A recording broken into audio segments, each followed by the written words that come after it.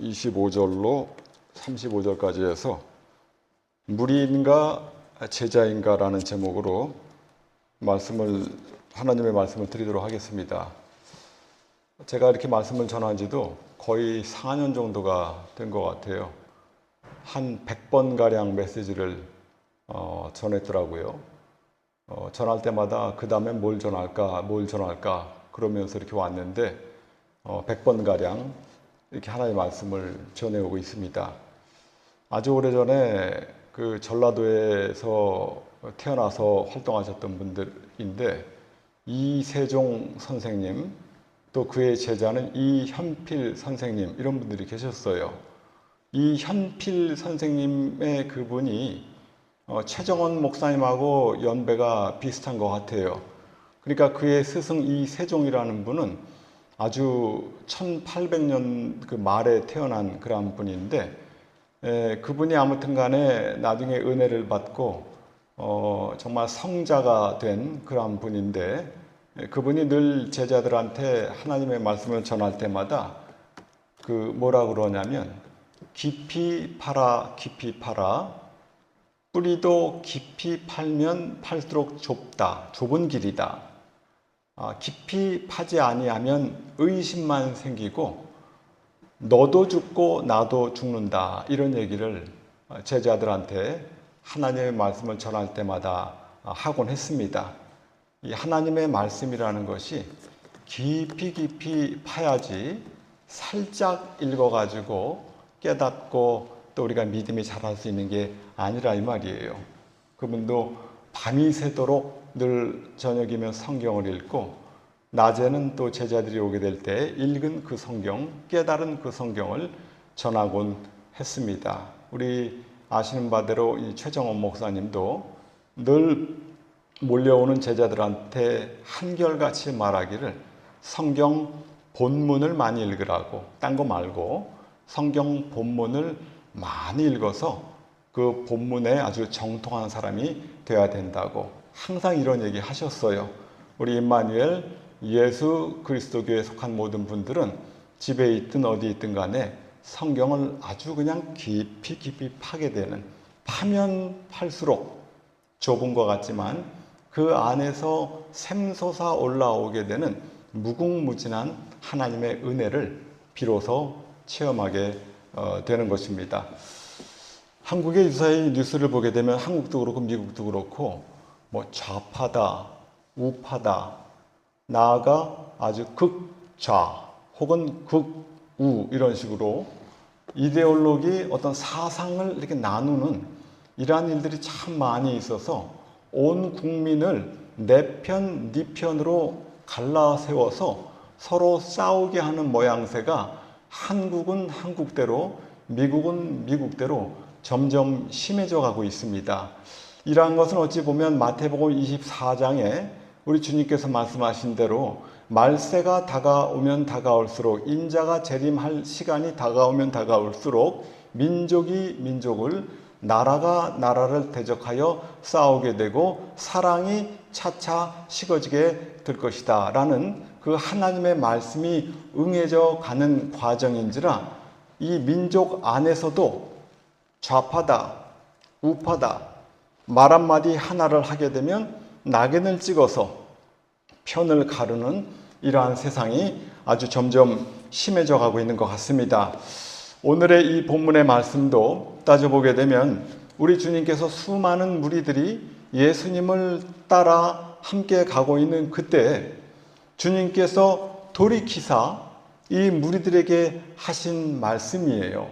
주님께서 이 말씀을 통해서 네 편, 내 편을 가르고자 하는 그러한 의도를 가지고 말씀하신 것은 아니고, 하나님께서 이 말씀을 통해서 하나님의 뜻을 잠겨있는, 숨겨있는, 오늘 본문의 끝에 보게 되면 귀가 있는 자는 들을지어다 이렇게 말씀하셨어요. 귀가 없는 사람은 없겠지만 영적인 귀, 영적인 눈이 있는 사람은 알아듣기를 바란다라고 이 말씀을 하셨으니, 이 말씀이 이 문장 표현대로 들려오게 되는, 혹은 우리가 읽게 돼서 알게 되는 그 겉에 드러나는 그 문장이 아니라는 것을 알 수 있습니다.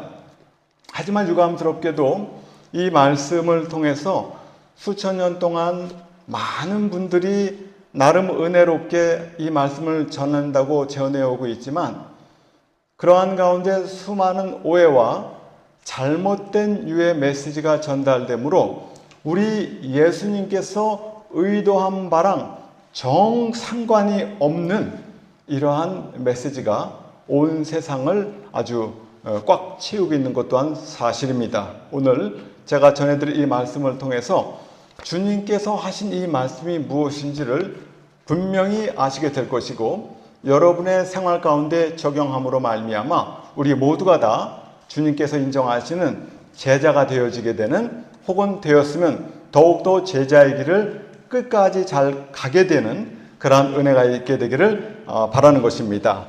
예수님께서 공생애를 약 3년 반을 하셨는데 처음에는 이런 얘기를 잘 안 하셨어요. 근데 한 2년여 지난 다음부터는 본격적으로 이런 말씀을 하기 시작했습니다. 특히 오늘 본문 누가복음 14장에도 이런 말씀을 하셨지만, 누가복음 9장에 이런 말씀을 하셨고, 마태복음 16장에도 그 가이사라 빌립보 지방에 올라가셨다가 사람들이 인자를 누구라고 하느냐 이런 질문을 하시게 될 때 베드로가 주는 그리스도요 살아계신 하나님의 아들입니다 라는 정답을 맞추게 될 때 주님께서 기뻐하셨고, 그 이후에 주님께서 이제 예루살렘에 올라가서 당신 자신이 죽어야 된다라고 말씀하시니까 사도 베드로가 막 뜯어 말리는 거예요. 그렇게 하시면 안 된다고. 그러하게 될 때 예수님께서 사탄아 내대로 물러가라.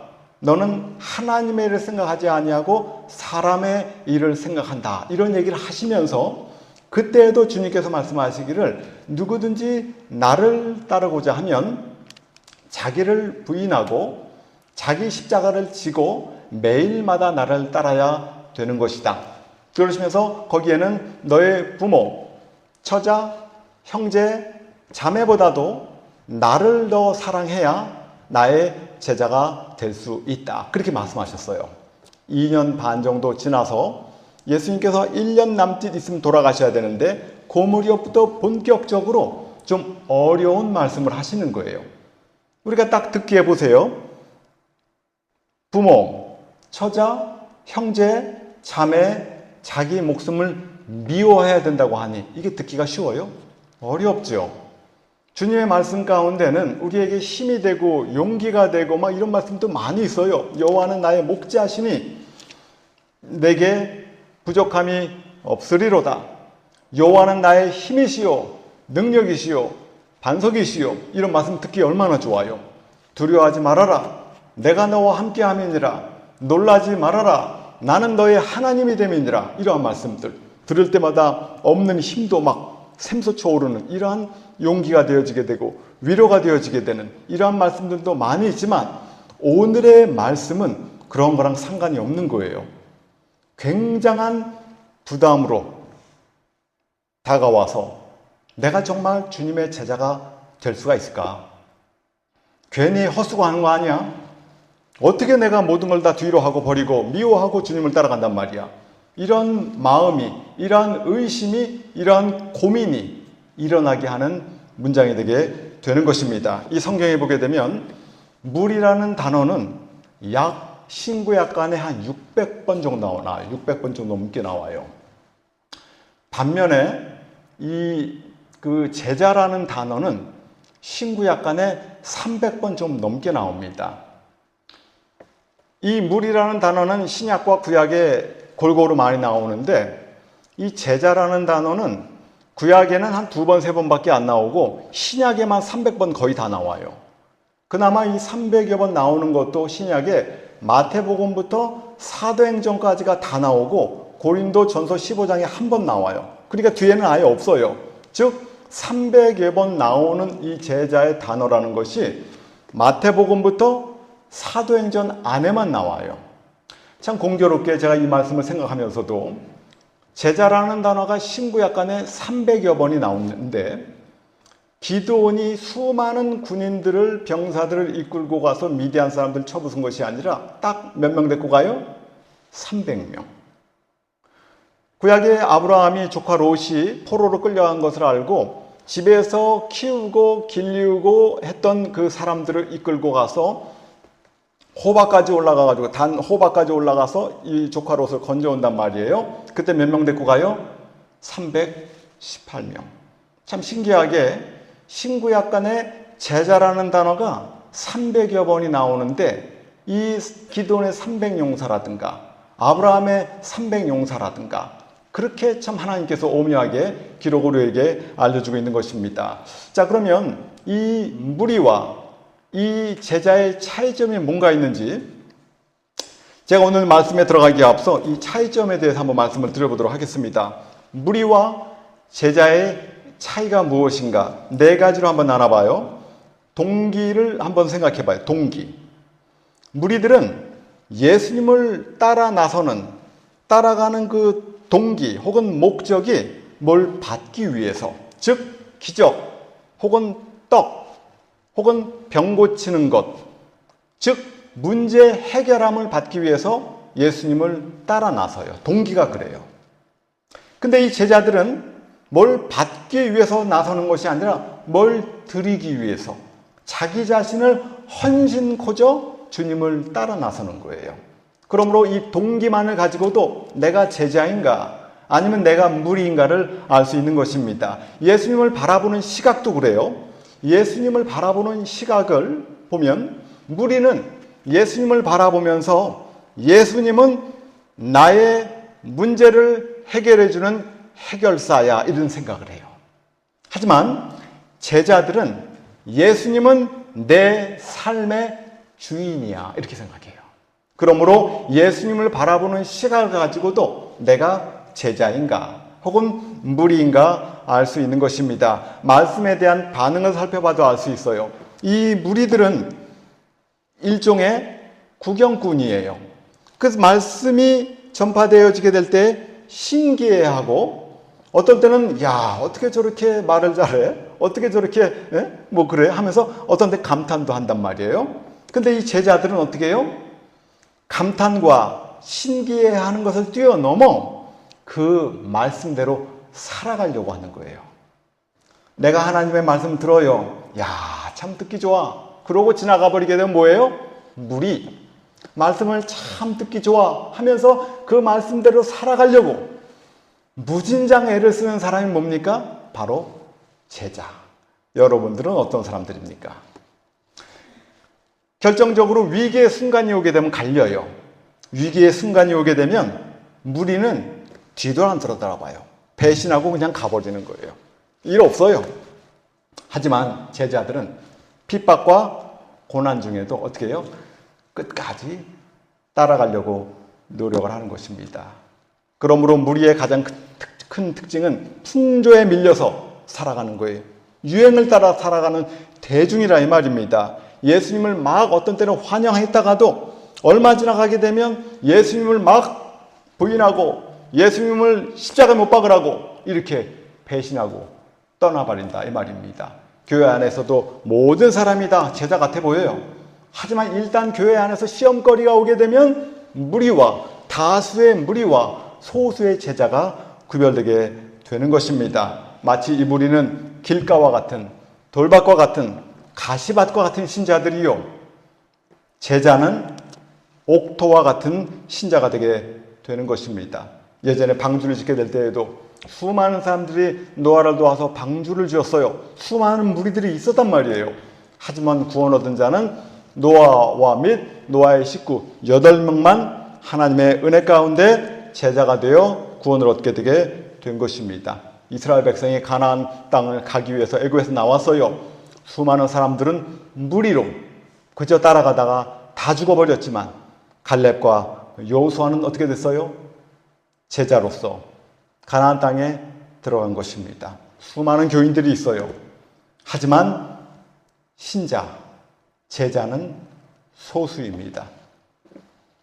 요새 월드컵이 한창 아주 난리예요. 이제 뭐 4강이 결정되는 것 같고 머지않아 이제 뭐 프랑스가 우승할 거라고 그러는데 아르헨티나도 만만치 않은 것 같아요. 보니까 이 축구 경기장을 보게 되면 수많은 관중들이 축구를 바라보며 열광을 하고 축구를 바라보며 자기 팀을 응원하고 난리를 치고 있어요.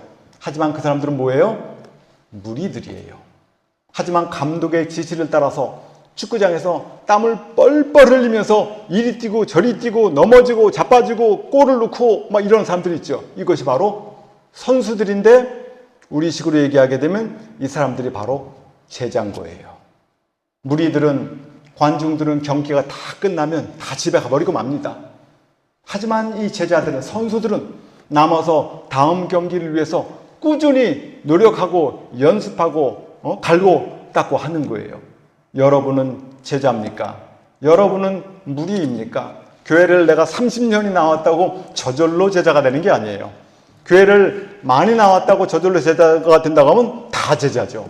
하지만 제자라는 것은 아주 극소수의 사람들이 되게 되는 것입니다. 그러면 오늘 이 본문을 통해서 과연 이 제자가 어떻게 해야 내가 제자가 된단 말인가? 이 말씀을 제가 드리려고 하고 있는 것입니다. 자, 보세요. 25절에 이제 허다한 무리가 따라 나섰어요. 그때 주님께서 돌이키셔서 얘기를 하는 거예요. 26절에. 무릇 내게 오는 자가 자기 부모, 처자, 형제, 자매 및 자기 목숨까지 미워하지 아니하면 능히 나의 제자가 되지 못한대요. 말이 참 어렵죠. 그래서 많은 사람들은 그래요. 이 말이 말이야. 뭐 미워한다는 미워하는 것이 미워하는 게 아니야. 어떻게 가족을 미워해? 우선순위가 하나님 예수님이 먼저고, 하나님 예수님이 먼저고 먼저 사랑하다 보니까 비교해보게 될 때 부득이 부모, 처자, 형제, 자매 네 목숨이 좀 미워지는 것처럼 느껴지는 것이지 이게 미워하는 게 아니야. 이렇게 가르치는 사람이 100이면 100이에요.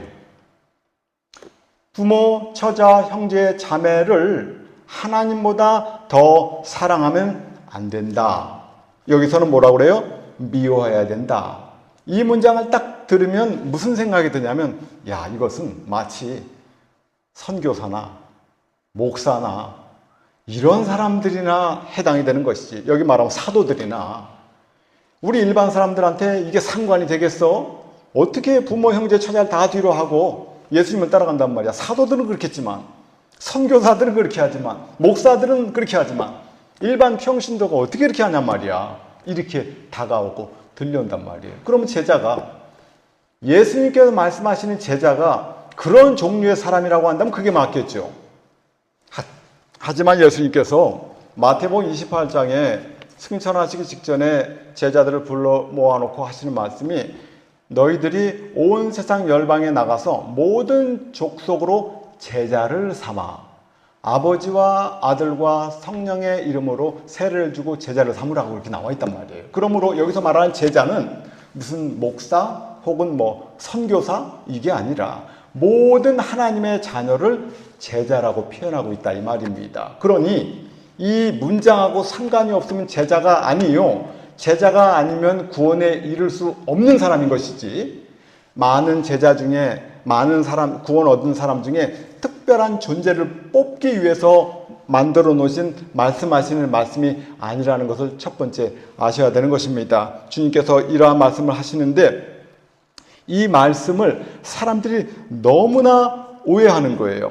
그러다 보니까 조금 전에 말씀드렸듯이 선교사도 어디 무슨 식인종이 사는 그런 쪽에 가 있는 아주 이런 선교사, 자기 목숨을 다 뒤로 하는 이런 선교사, 혹은 목사도 고생 아주 그냥 지질이 하는 목사, 이러한 사람들만 해당되는 것이 아닌가라는 생각을 할 수 있는데 그게 아니에요.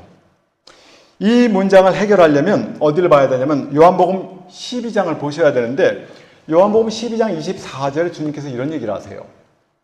내가 진실로 두 번을 겹쳐 얘기를 하십니다.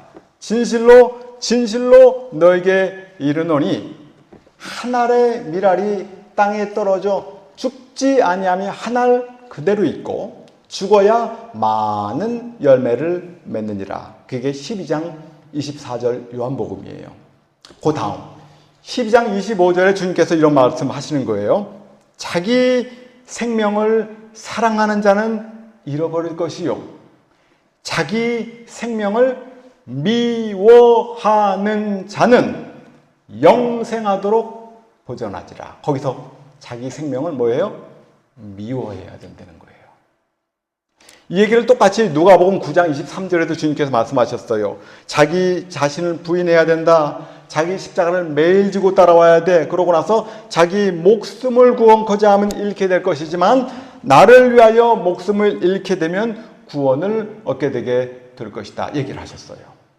오늘 특히 요한복음 12장 25절에 자기 생명을 미워해야 영생하도록 보존한다고 했으니 이 말이 도대체 뭔 말인가? 그저 예수님 위해서 순교당한 사람들만 구원을 얻는다는 얘기인가? 그게 아니겠죠. 이 문장을 또 알려고 하면은 갈라디아서 2장 20절을 생각해 봐야 돼요. 내가 그리스도와 함께 십자가에 어떻게 돼요? 못 박혔나니 그런즉 이제는 내가 산 것이 아니요 내 안에 계신 그리스도께서 사신 것이라. 뭐라고 그랬습니까? 십자가에 예수님과도 못 박혀 죽은 거예요. 자기 자신이 어떻게 됐어요? 죽었어요. 이 얘기를 하고 있는 거예요. 자기 생명을 살아나는 건 뭐예요? 이 세상에서 내 썩어질 육신을 위해서, 내 썩어질 육신을 사모해서, 이 썩어질 인간 관계를 사모해서 내 부모, 처자, 형제, 자매, 내 목숨 이런 모든 것들을 그저 육신적인 사랑과 육신적인 모든 것을 경영하는 이러한 사람이 되어지겠는즉 하나님하고 상관이 없지만 네 자신이 십자가에 달려 죽게 되었으니 그러한 은혜 체험이 있어야지만 나의 제자가 된다는 거예요. 쉽게 얘기하면 뭐예요? 중생의 체험이 있어야 나의 제자가 되는 것이다. 쉽죠? 근데 이걸 자꾸 뭐 이상하게 이걸 꼬아보다 보니까 꼰 건 아니죠. 액면 자체의 그 문장을 그대로만 알고 있다 보니 이 문장을 너나 할 것 없이 잘못 알고 있는 거예요. 아까도 말씀드렸어요. 그러다 보니까 주님께서 끄트머리에 귀가 있거든 들으라고 하는 이유가 이게 그렇게 드러난 문장으로 알 수 있는 문장이 아니라는 것을 주님께서 우리에게 알려주고 있는 것입니다. 생각해 보세요. 예수님께서 요한복음 12장 24절에 한 알의 밀 얘기를 하십니다. 한 알의 씨앗을 얘기한단 말이에요. 씨앗이 자라나는 과정을 생각해 봅니다. 우리의 이 영계라는 것이 눈에 보이지 않아요. 하지만 영계에 일어나는 일들을 우리가 알지 못하게 될 때에는 이 육신계 내지 자연계에 보이는 현상을 들여다보면 눈에 보이지 않는 영계의 일을 알게 됩니다. 주님께서 말씀하신 그 한 알의 밀알, 한 알의 씨앗 말입니다.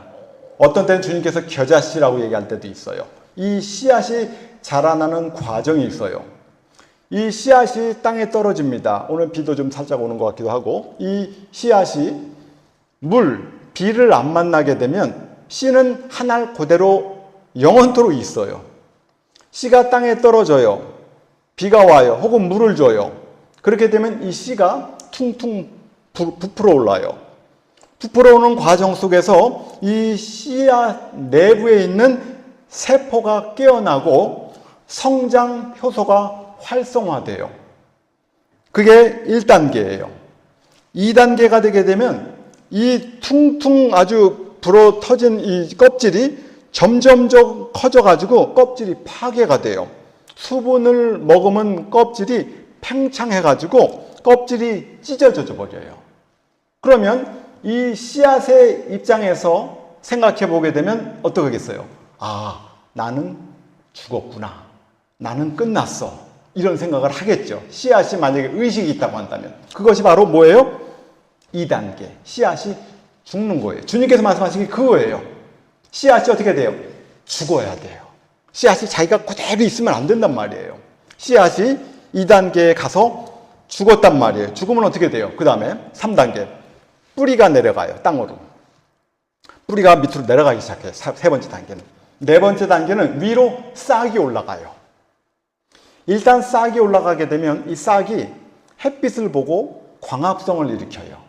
그래서 이제는 그 햇빛을 통해서 영양분을 공급받아서 차차차 자라서 온전한 식물이 되는 거예요.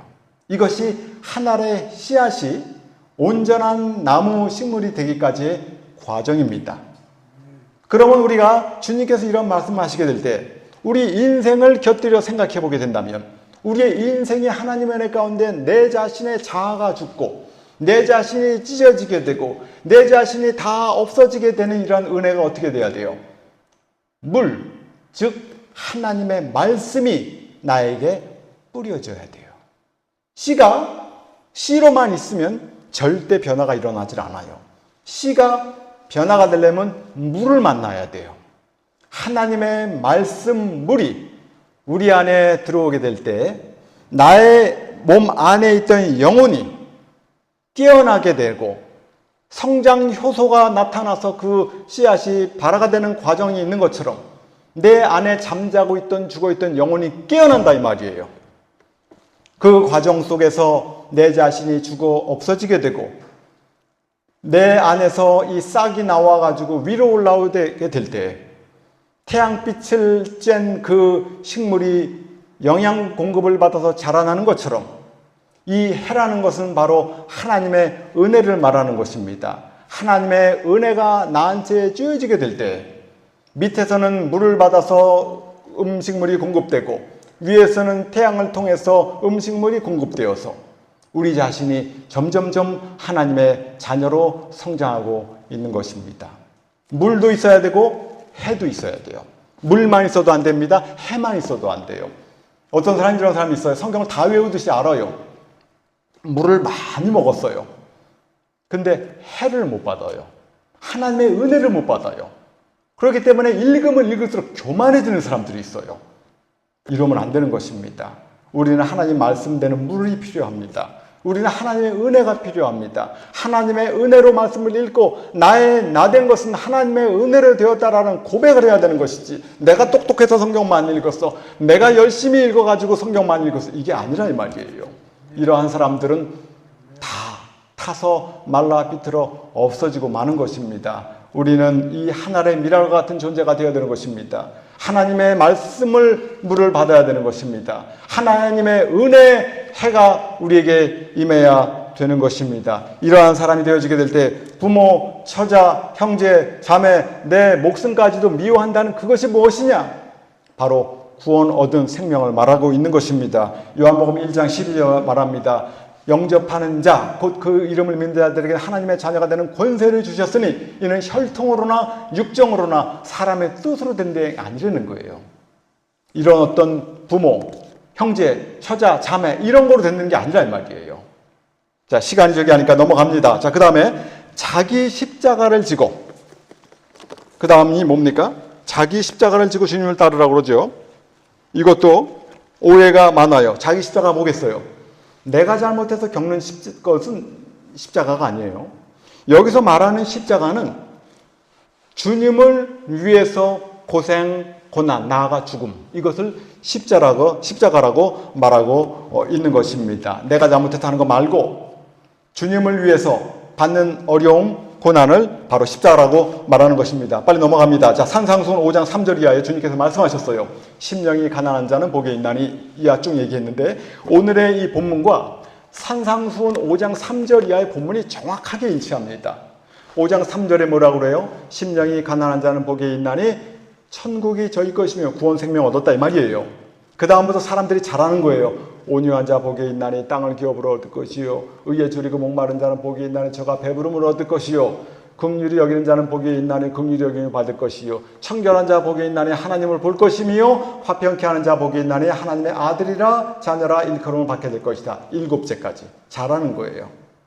7제까지 이 잘하는 과정이 뭡니까? 부모, 처자, 형제, 자매, 내 목숨을 미워했고 미워하는 단계에 있는 거예요.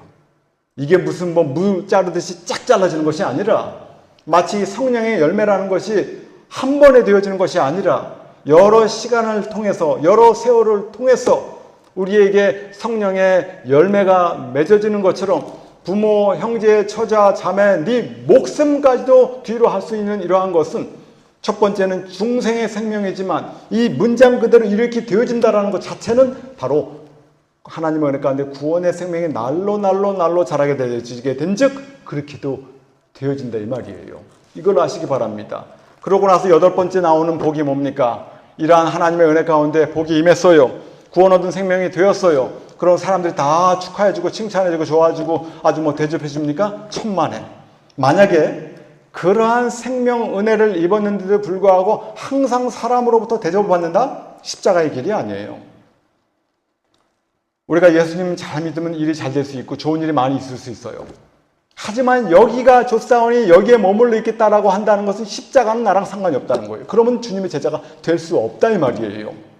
주님께서 나한테 주어주시는 은혜가 무궁무진할지라도 오히려 그것을 뒤로 하고 주님을 위해서 고난, 고생, 나아가 죽음까지도 감수하는 것이 제자의 길이라 이 말입니다. 많은 사람들은 어떤 기복신앙에 의거해서 주님 믿으니까 이렇게 잘 됐어. 주님 믿으니까 이렇게 복받아. 끝! 이러면 안 되는 거예요.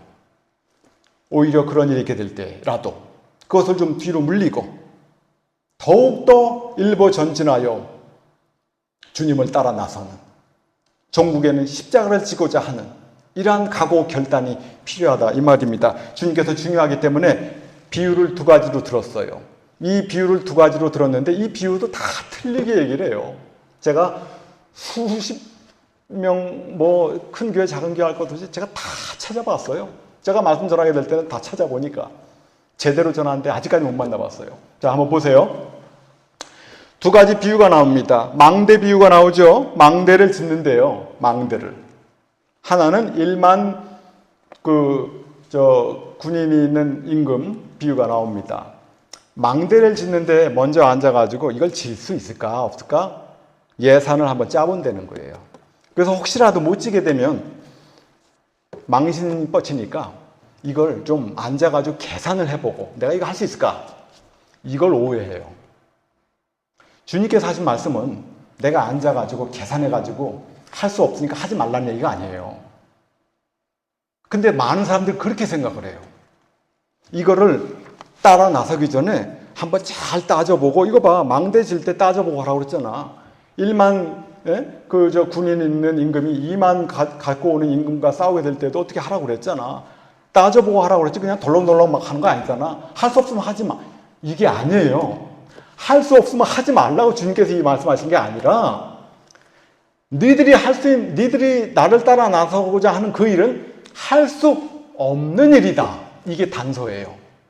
만약에 망대를 짓는 사람이 지난 시간에 얘기했죠. 일란 머스크예요. 일란 머스크가 여기다가 망대, 집을 하나 짓겠대요. 계산해보겠어요? 계산할 필요가 없죠. 돈이 무궁무진한데 뭐하러 계산을 해요? 계산한다는 이유가 뭐예요? 돈이 달랑달랑한 거예요. 그러니까 계산을 해봐야 되는 거예요. 우리가 주님을 따라 나서는 것이 우리 인간편으로 보게 될 때는 이게 안 된다는 거예요. 돈이 무궁무진하면 계산할 필요가 없죠. 그러므로 이 문장 자체는 계산해보고 할 수 없으면 따라오지 마. 이게 아니라 나를 따르는 길은 애시당초 힘들고 어려우니까 될 수 있도록 해봐. 어떻게? 믿음으로. 이걸 주장하는 거예요. 자, 두 번째도 마찬가지입니다. 1만의 이제 군사를 거느린 임금이 있어요. 2만의 군사를 거느린 임금이 쳐들어온다는 거예요. 그랬더니 이것도 못 이길 것 같으면 사신을 보내든가 어떻게 해보라고 이렇게 얘기를 하니까 이것도 할 수 없으면 하지 말라고. 그게 아니라 하나님의 일, 주님을 따라 나서는 일, 제자가 되는 일, 구원 얻은 생명으로 천국 가는 일, 그것은 마치 2만의 군대와 나는 1만밖에 없는데 2만의 군대를 어떻게 이겨보려고 하는 거라는 거예요. 계란으로 바위를 치면 어떻게 됩니까? 바위가 깨져요? 계란이 깨지죠. 주님을 따라 나서는 일, 나아가 내가 구원, 영생 생명 얻어가지고 천국에 이르는 일, 이게 바로 뭐예요? 계란으로 바위를 치는 거예요. 그러면 계란으로 바위를 치는 거니까 이건 말도 안 돼. 할 수 없어. 안 해. 이게 아니라 계란으로 바위를 치는 것과 같은 인간적인 수단, 방법으로는 안 통하는 길이니까, 일이니까 믿음을 가지고 해야 돼. 이 얘기를 하고 있다 이 말이에요. 1만으로 2만의 군사를 무찌르는 거 말입니다. 이 좋은 예가 하나 있어요. 역대하에 보게 되면 역대하 13장쯤인가 이렇게 보게 되면 르호보암의 아들이 아비암이에요. 아비암. 르호보암, 아비암 아서 쭉 나가죠. 어떤 때는 아비야라고도 불러요. 이 아비야가 있는데 르호보암 때는 이 이 군인들이 이 군사들이 한 80만 명 가량 정도 있었어요. 근데 르호보암이 처음엔 잘하다가 나중에 하나님의 말씀을 어기고 하는 통에 이 전쟁이 나고 많은 사람이 죽어가지고 군인이 40만 명으로 쪼그라들었어요. 근데 반면에 북쪽 이스라엘의 여로보암은 군인 수가 80만 명이 있었어요. 그 80만 명의 군대를 거느리고 이제 아비암, 유다를 갖다가 치러 온 거예요. 상황이 똑같죠. 2만의 그 임금, 그 군인을 거스르고 있는 임금이 이제 쳐들어오는데 나는 10,000명밖에 없단 말이에요. 아비암은 40만이고 여로보암은 80만이니까 딱 그거죠. 그런데 이 아비암이 나는 40만 명밖에 없는데 저 사람들은 80만 명이니까 항복해야 되겠네. 그렇게 했나요? 그렇게 안 했어요. 아비암이 담대하게 말합니다. 나는 하나님을 제대로 섬기고 있는데 저 여로보암 형편없이 우상을 섬기는 이러한 사람이라고 막 책망을 하고 그러다가 싸움이 붙었는데 여로보암이 군대를 갖다가 뒤에다가 복병을 심어놨단 말이에요. 그러다 보니까 아비암이 앞에 가도 여로보암 군대, 뒤로 가도 여로보암 군대 다 죽게 몰살하게 생겼단 말이에요. 그때 막 하나님께 부르짖고 제사장들은 나팔을 불고 하나님께 도움을 요청해요. 그랬더니 하나님께서 역사하셔가지고 이 아비암이 대승을 거두게 되는데 그때 여로보암의 군대 50만 명을 몰살시키는 그런 역사가 일어나게 된 것이에요.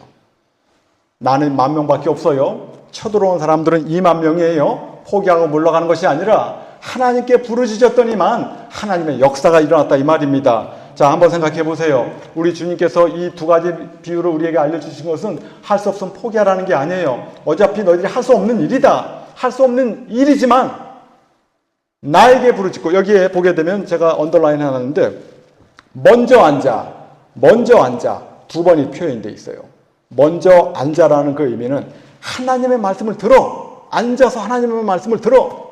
앉아서 마리아가 예수님의 발치에 앉아서 주님의 말씀을 들은 것처럼 앉아서 기도를 해. 이런 의미가 있는 거예요. 그렇게 하게 되면 망대를 칠 수가 있어. 돈은 간당간당하지만 할 수 있단 말이야. 교회 일 질 때 돈도 별로 없지만 할 수 있단 말이야.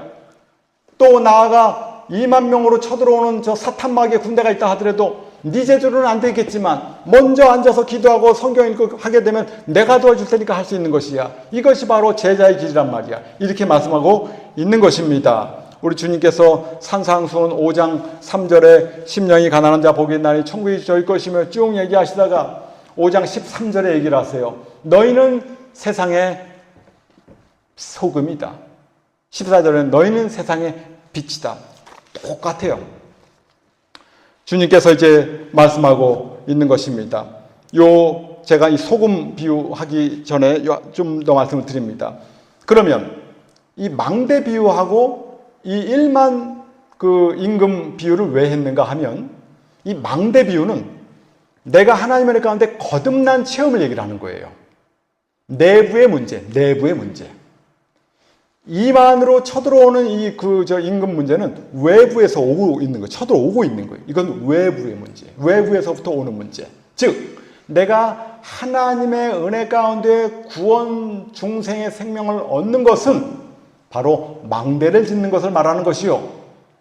하나님의 은혜 가운데 심령이 가난한 자 복이 있나니 천국이 저희 것이며 너희 부모 형제 처자 자매 내 목숨까지도 싫어하는 즉 씨앗이 죽어서 새로운 생명이 되는 것처럼 새로운 생명이 된 그 사람들에게 좋은 일이 있는 것이 아니라 외부로부터 핍박이 온단 말이에요. 이만의 군대를 거느리고 쳐들어온단 말이에요. 이것은 바로 외부에서 쳐들어오게 되는 바로 뭡니까?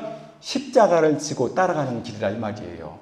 그러므로 주님께서 할 일 없이 두 가지 비유를 든 것이 아니라 이것도 주님께서 이런 의도로 우리에게 말하고 있는 것입니다. 그리고 우리 주님께서 결론 부분에 말씀하세요. 33절에 자기 모든 소유를 버리지 아니하면 능히 내 제자가 되지 못한대요. 이게 뭔 말입니까? 뭐 있는 거 재산 다 버리라 그거 아니에요. 내 모든 소유를 버리라는 그것이 바로 부모, 처자, 형제, 자매, 네 목숨을 버리라는 거예요. 아시겠죠? 그러면 34절에 그러고 나서 그렇게 되었느냐? 그러면 소금이라는 거예요. 그런 사람들이. 네 자신을 부인하고 네 자신이 생명이 죽은 자, 즉 십자가에 죽은 자, 이 사람이 바로 소금이라는 거예요. 근데 주님께서 또 어려운 얘기를 해요. 소금이 좋은 것인데 소금이 그 맛을 잃으면 짜게 할 수 있겠느냐? 뭐로 짜게 하겠느냐? 이게 참 사람이 소금이 맛을 잃는다고 하니까 뭐 이것도 참 소금의 맛을 잃는 것만 자꾸 사람들이 얘기를 하는데 이 문장이요. 소금은 맛을 잃을 수가 없어요. 소금은 절대로 맛을 잃을 수가 없어요. 소금이 맛을 잃으면 그건 소금이 아니에요. 소금은 뭐 녹기 전이나 녹은 다음에나 소금은 소금이에요. 근데 소금이 여기서 맛을 잃었다는 얘기는 소금이 아니라는 얘기예요. 마치 알곡이 있고 가라지가 있는데 다 알곡인 줄 알았어요. 다 소금인 줄 알았어요. 근데 지내놓고 보니까 이거는 가라지인 거예요. 소금이 아니었던 거예요. 알곡과 가라지. 염소와 뭡니까? 양. 나아가 무리와 제자. 나는 이 제자인 줄 알았어. 교회 한 30년, 50년 나왔길래 직분도 막 받았길래 제자인 줄 알았어. 소금인 줄 알았어. 알고 보니까 소금이 아니라는 거예요. 소금이 아니니까 어떻게 됩니까? 쓸데가 없는 거예요. 사람들로부터 무시를 당한다는 거예요. 걸음에도 쓸데없다. 하나님의 일에 쓸데없다는 거예요. 나아가 땅에도 쓸데가 없다. 세상에도 쓸데가 없다. 아무런 쓸데없는 존재가 이거라는 거예요. 결론을 내겠습니다. 이 말씀은 우리의 공력주의를 조장하는 말씀이 아니에요. 너 부모, 처자, 형제, 자매 이거 사랑하면 안 돼. 나를 더 사랑해야 돼. 노력해. 그 정도 갖고 되겠어? 택도 없어. 이런 걸 조장하는, 극자와 극우를 나누려고 하는 이러한 발언이 아니라 이 말이에요. 주님께서 하신 말씀은 너는 하나님의 은혜 가운데 구원 얻은 생명이 돼야지 나의 제자가 되는 것이다. 나의 제자가 되어지게 되면 십자가를 져야 되는 거야. 그래야 결국은 내가 인정하는 제자로서 이 세상에 살다가 내가 오라 하게 될 때 천국 곳간에 가게 되는 거야. 이 말을 하고 있는 거예요. 우리가 성경을 읽다 보면은 많은 사람들이 오해를 합니다. 그렇게 말을 안 하면서도 결국은 자꾸 공력주의로 가요. 이 문장 자체가 나의 어떤 열심을 드러내고자 하는 이러한 것에 초점을 맞추기가 매우 쉬운데 성경은 단 한 번도 그렇게 말씀하신 적이 없어요. 그러므로 부모, 형제, 처자, 자매 이거 목숨 뒤로 하고 이거 힘들어. 이게 여기 세상 말로 쫄지 마시고 하나님의 말씀이 되는 물을 자꾸 먹고 하나님의 은혜가 되어지게 되는 햇빛을 자꾸 쬐어지게 된 즉 뿌리가 내려가게 되고 잎사귀가 올라오게 되고 그 식물 자체는 하는 게 아무것도 없어요. 그저 물만 먹고 햇빛만 쬐니까 이것이 자라 그렇게 된 거예요. 그러므로 하나님의 말씀을 읽으시고 기도하시고 하게 되어지게 된 즉 이 문장 자체의 본뜻은 그렇지만 이 문장이 이렇게 참 표면적으로 나타내는 그것도 아브라함이 하나님의 은혜 가운데 사랑하는 독자 이삭을 진짜로 갖다 바쳤어요. 이러한 것도 할 수 있는 그러한 은혜가 주님으로 말미암아 될 수 있는 것입니다. 이것이 공력주의에 사로잡혀 있는 사람들은 자꾸 뭘 하다 보면 저 사람 저렇게 형편없어. 나는 이렇게 열심히 하는데 이러기 쉬워요. 남을 비판하고 비난한다? 그 사람은 공력주의예요. 우리 교회가 최고야? 우리 교단이 최고야? 그거 안 돼요. 공력주의. 하나님의 은혜가 최고인 거고 하나님의 은혜가 있게 되면 누구나 다 할 수 있는 거예요. 내가 뭐 남달라가지고 할 수 있는 게 아니라 하나님의 은혜가 임하기만 하면 누구나 될 수 있다는 것. 이것을 아시기 바랍니다. 기도하고 마치겠습니다. 하나님의 은혜로 수많은 사람들이 여태까지 오해하고 있는 말씀, 오해할까봐 우리 주님께서 끄트머리에 귀가 있거든 들으라 했는데도 불구하고 그저 드러난 말씀만 가지고 오해해서 전해온 그 전달이 여태까지 온 세상을 아주 혼미하게 만들고 있는 실정입니다. 하나님의 은혜 가운데 이 말씀 정말 구원 중생의 생명을 얻게 되어지게 되면 나아가 십자가 길을 통해서 고난, 고생, 좁은 길을 통해서 천국에 이르게 된다는 하나님의 오묘한 이치를 알려주시면 감사합니다. 그것이 내 힘, 내 재주로가 아니요 그저 말씀을 읽기만 하고 기도만 하게 되면 하나님께서 이루게 될 줄을 믿습니다. 이 모든 말씀 예수님의 이름으로 기도하옵나이다.